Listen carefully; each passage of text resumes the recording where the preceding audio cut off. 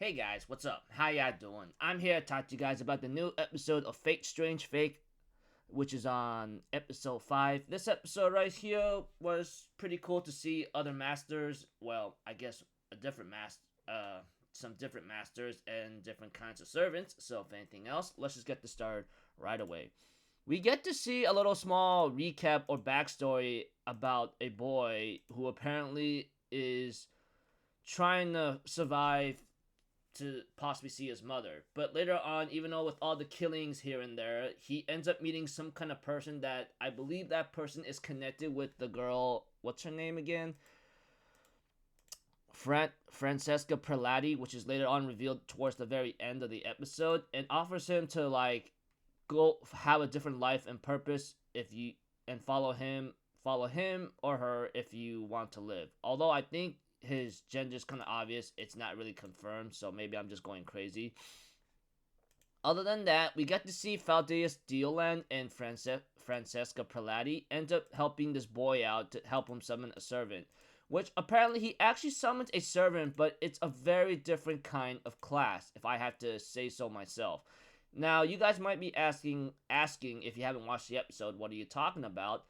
It's totally not something from the seven classes of the Holy Grail War, but an extra class. It calls itself the Watcher, and that the boy who summoned the Watcher is gonna be a Lancer. They say they go like, "Are you serious right now?" I'm thinking in my mind, this is pretty crazy. Then we get to see an introduction of a new master called Bazdilla Cordelion, and he is pretty much some kind of berserker in my eyes and opinion. Not like he's a servant or anything, but he's uncaring and just does whatever he wishes in order to like fulfill a certain desire. We don't really know what that is, but he is the master of the archer class, or should I say Heracles or Aclides. He actually summoned him and used all of his three command spells, which is pretty risky because those command spells are priceless. It's not something that you should be using recklessly. If something that you should be using recklessly, other than the situation at hand, he act. That's how Heracles, who was known to be a berserker in the original Fate Fate timeline, became, I guess, an archer class because of the three command spells that he's been given to him. He has him do a couple things such as like, I don't need a hero, I just need you to remember, like, drop your facade, remember what accept human nature and all the humans you have been obsessed over. So pretty much also accept the true nature of humanity. So that's how Archer, or I guess you could say Heracles or Aclides, became what he is. Other than that, when it came to the battle between the demigods, which happened in the last episode, we get to see that Basdiliot Cordelion, I think, Basdiliot Cordelion, yeah, how you pronounce his name? I think Cordelion would be much better. Cordelion ends up revealing his secret of how he was supplying Aclides a lot of magical energy, and he ends up actually like killing 24,976 people to supply him with power. So even so, and he comes from a like mafia family, so it's not surprising that some of his cover-ups are pretty crazy. So other than that, we get to see Francesca Prelati ends up talking with her servant after having a meeting with Faldelius Diolan, which ended off in a way saying, "Hey man, you're my enemy, so you don't get too confident or too comfortable." Other than that, and of course, her servant is pretty much almost like her in a certain way. I guess you could say they are very compatible. If I have to really put it in simple words, they're very compatible. The minds are like pretty psychotic, and they could care less about what's gonna be happening and just want to enjoy the flow of having a lot of fun.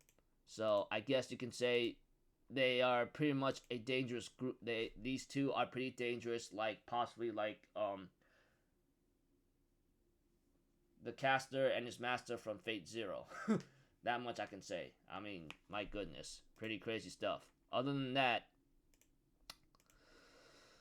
we get to see that the guy who summoned the Watcher, he ends up talking with the ghost or servants that has been summoned by the Watcher to talk to him about how to handle things, how to get ready for what's to come, and how to handle things. And then we get to see a girl in red who likes animals, and I believe her servant is some kind of black blob, which I don't even know what that is, but it looks a little complicated. All I know is this little girl in a red dress or red clothing is is a master. Not to mention her servant is never really named. All I could tell you is that it's a black blob silhouette, which is something that I never seen in any of the Fate series before. So I guess what's making it worse right now is that black blob is literally like doing something crazy right now. Even flat Escardos ends up having to like realize something bad is happening, and that the whole city, Mr. Berserker, the whole fog is swallowing up the whole city. So yeah. Other than that, the episode ends up with the boy who's the master of the Watcher getting attacked by the assassin class and ends up meeting up with like the little girl, which apparently the servant of the Watcher's ghost whatsoever, however you want to call him, ends up telling his master like that's not a master. Ayaka Sajo? Yeah, Ayaka Sajo. She was just roped into this. She was just roped into the. She was just literally. That's a poor little girl who got roped into the Holy Grail War, so she's not a threat to you. He goes like, this. This panics the guy, realizing that she's in danger, saying, "You gotta get out of here quick!" Before the assassin servant could kill possibly the boy who is the master of the Watcher. His name was never revealed. I think his name is revealed. I just don't remember. Before, like I said, the assassin was about to kill the master of the Watcher, we have to it that the master of Saber, which is Aika Sojo's servant, stops her attack and says, "Hey, what's up?" Or gives her a greeting of like, "Hey, what's going on here?" And the episode ends up right there. So looks like to me we're about to get into a little hectic situation. Sorry if it's all over the place. There was a lot of things happening in this episode. All I can really tell you, the little boy with dark blue hair, he summons a servant known as the Watcher, and they are trying to help him out and guide him because he's going to be the Lancer of the Grail War to come. As for Aclides, or Heracles, which he was named by, what his original name was before Basato Cordelion, or Basdilot Cordelion, ends up using all of his 3 command spells and made him who he is. Like, drop your facade. That's number 1. That's the first command. Number 2, remember all the humans he was associated with, or something like that. And 3, accept true human nature.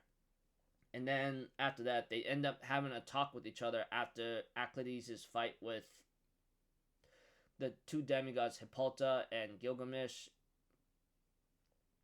And we get to know why he's so strong and powerful. It's because he has a battery. He has a facility of magical energy batteries, I guess, that's giving him a lot of strength and power. And the master tells him, "Well, I killed over 20,000 people to like supply you with this kind of power, so you should be able to fight however you wish if you are able to." However it goes.